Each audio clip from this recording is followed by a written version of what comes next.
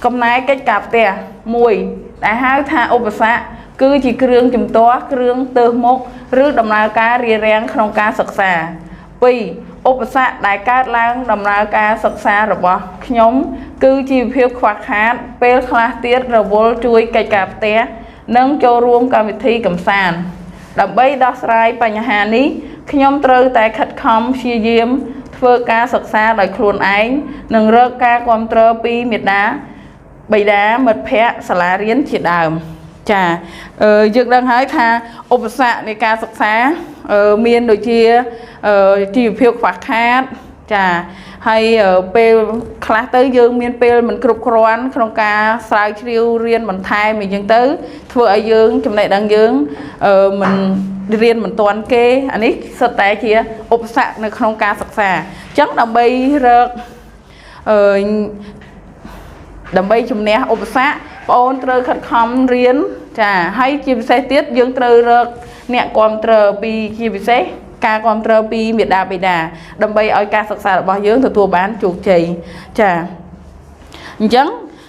ngày ní dương nâng châu mê riêng chùm nói môi tiết tí phí cứ cá co sáng phản cả chà ôn ở khi đang ai tha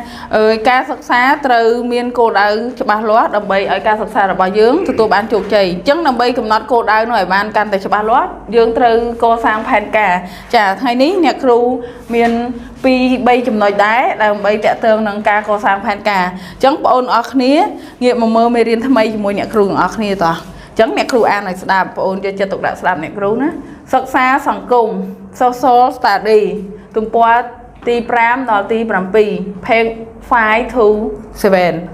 chùm bút ti mùi chapter 1 mê riêng ti mùi lesson 1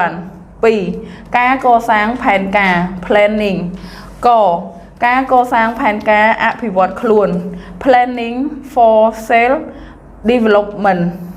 kho cá co sáng phản cả apivot là riêng planning for school development cơ cá điệp trong bọt bệnh chiêm tây nông sầm rạp nạ riêng conducting class internal rule chà chấn dựng trong nói tí phí bay từ lứa cá có sang phàn cả đầm bây thưa ca nghe với muối cả đói riêng cả đói dương trơ miên phàn cá cho ba lúa chà hay nơi không trong nói tí phí cá có sang phàn cá dương miên trong nói tội bay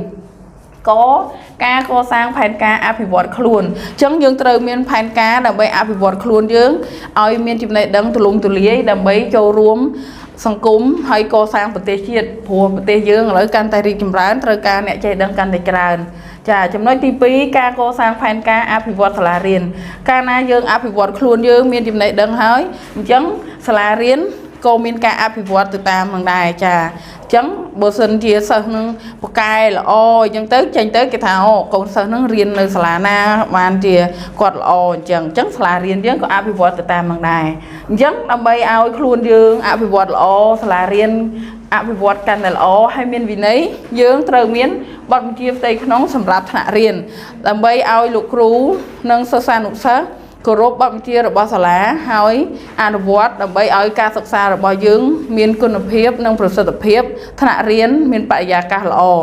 ពេលរៀនចប់យើងទទួលបានចំណេះដឹងបរិបូរណ៍ចាហើយថ្នាក់រៀនយើងមានសណ្ដាប់ធ្នាប់អញ្ចឹងមុននឹងចូលមេរៀនថ្មីតទៀតអ្នកគ្រូមានពាក្យចំនួនពាក្យថ្មីមួយចំនួនចាអញ្ចឹងបងប្អូនអរគ្នាសិក្សាពាក្យកន្លឹះជាមួយអ្នកគ្រូទាំងអស់គ្នាចាយើងរៀនមេរៀនថ្មីថ្ងៃនេះអ្នកគ្រូមានពាក្យថ្មីចាអញ្ចឹងបងប្អូនអរគ្នាយកចិត្តទុកដាក់ស្ដាប់អ្នកគ្រូមើលពាក្យថ្មីណាអ្នកគ្រូអានឲ្យសិក្សាពាក្យកន្លឹះ1ផែនការថ្នាក់ពាក្យជំនាញគម្រោងការគោលការណ៍ដែលត្រូវធ្វើឧទាហរណ៍ផែនការជាគម្រោងសកម្មភាពដ៏ជាក់លាក់មួយ2អភិវឌ្ឍថ្នាក់ពាក្យកិរិយាសព្ទចម្រើនលូតលាស់ឧទាហរណ៍ខ្ញុំត្រូវខំរៀនដើម្បីអភិវឌ្ឍខ្លួន3ពុស្ដាថ្នាក់ពាក្យជំនាញសេចក្តីវែងសេចក្តីទូលាយសេចក្តីលំអិតឧទាហរណ៍យើងត្រូវធ្វើផែនការពុស្ដា4គោរពកិរិយាសព្ទអោនលំទោនប្រតិបត្តិតាមឧទាហរណ៍សិស្សល្អត្រូវគោរពវិន័យសាលា5សណ្ដាប់ធ្នាប់នាមរបៀបរបបបែបម៉ត់ឧ ឧទាហរណ៍សាលារៀននេះមានសណ្ដាប់ធ្នាប់ល្អណាស់ចាយើងដឹងហើយថាផែនការគឺជាគម្រោងការមួយដែលយើងត្រូវរៀបចំទុកដើម្បីធ្វើឲ្យទៅតាមអ្វីដែលយើងដៅទុកចាពាក្យអភិវឌ្ឍគឺរីកចម្រើនអញ្ចឹងប្រទេសអភិវឌ្ឍប្រទេសរីកចម្រើនចាអញ្ចឹងអភិវឌ្ឍខ្លួនគឺគេខ្លួនយើងកាន់តែល្អប្រសើរជាងមុនពឹស្ដារលំអិតដូចថាយើងធ្វើផែនការពឹស្ដារអញ្ចឹងណាអញ្ចឹងគឺការធ្វើផែនការលំអិតទៅតាមលំដាប់លំដោយពាក្យថាគោរពការឲ្យនំតូនយើងកូនល្អគោរពឪពុកម្ដាយសិស្សល្អគោរពគ្រូអញ្ចឹងណាចា5សណ្ដាប់ធ្នាប់គឺរបៀបរៀបរយចាដូចថាថ្នាក់រៀនមានរបៀបរៀបរយថ្នាក់រៀនមានសណ្ដាប់ធ្នាប់ចាអញ្ចឹងអ្នកគ្រូមានពាក្យប៉ុណ្ណេះអញ្ចឹងបងអូនមានសម្ភារៈហើយឬនៅសម្ភារៈរបស់យើងគឺសភៅសិក្សាសង្គមអញ្ចឹងបងអូនទាំងអស់គ្នាបើកសភៅពុំឡើងបើកទំព័រទី5និងទី7ចា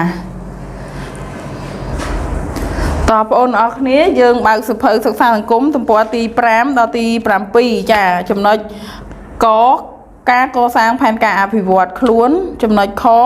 ការកសាងផែនការអភិវឌ្ឍសាលារៀនចំណុចកការរៀបចំបទបញ្ជាផ្ទៃក្នុងសម្រាប់ថ្នាក់រៀនឥឡូវអ្នកគ្រូទុកពេលឲ្យបងអូនទាំងអស់គ្នាអាន5នាទីបន្ទាប់មកយើងនឹងធ្វើសំណួរពិភាក្សាក្រុមទាំងអស់គ្នាចាចាបងប្អូនអានមេរៀនចប់រួចហើយអញ្ចឹងអ្នកគ្រូដាក់សំណួរភាសាក្រុមចាមាន4សំណួរ1តើការធ្វើផែនការគឺជាអ្វី2តើការធ្វើផែនការចាំបាច់ត្រូវគិតពីអ្វីខ្លះដើម្បីអ្វី3តើបទបញ្ជាផ្ទៃក្នុងថ្នាក់រៀនសម្រាប់ឲ្យនរណាខ្លះអនុវត្ត4តើបទបញ្ជាផ្ទៃក្នុងសម្រាប់ថ្នាក់រៀនមានសារៈសំខាន់ដូចម្តេចខ្លះចាយើងនាំគ្នាធ្វើហើយអ្នកគ្រូទុកពេលឲ្យ6នាទីអញ្ចឹងនាំគ្នាធ្វើមកណាចាតបងប្អូនភាសាក្រុមរួចហើយអញ្ចឹងយកចម្លើយរបស់បងប្អូនមកផ្ទៀងផ្ទាត់ជាមួយនឹងចម្លើយរបស់អ្នកគ្រូ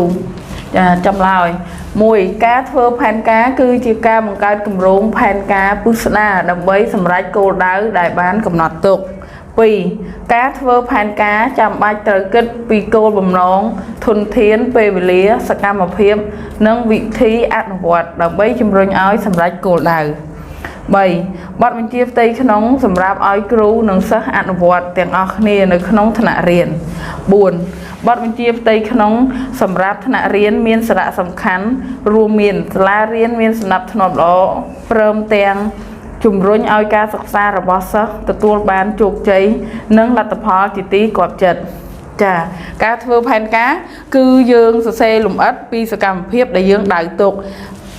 ហើយការធ្វើផែនការត្រូវគិតពីធនធានពេលវេលាហើយនិងសកម្មភាពដែលយើងត្រូវអនុវត្តចាហើយចំពោះទី3បទបញ្ជាផ្ទៃក្នុ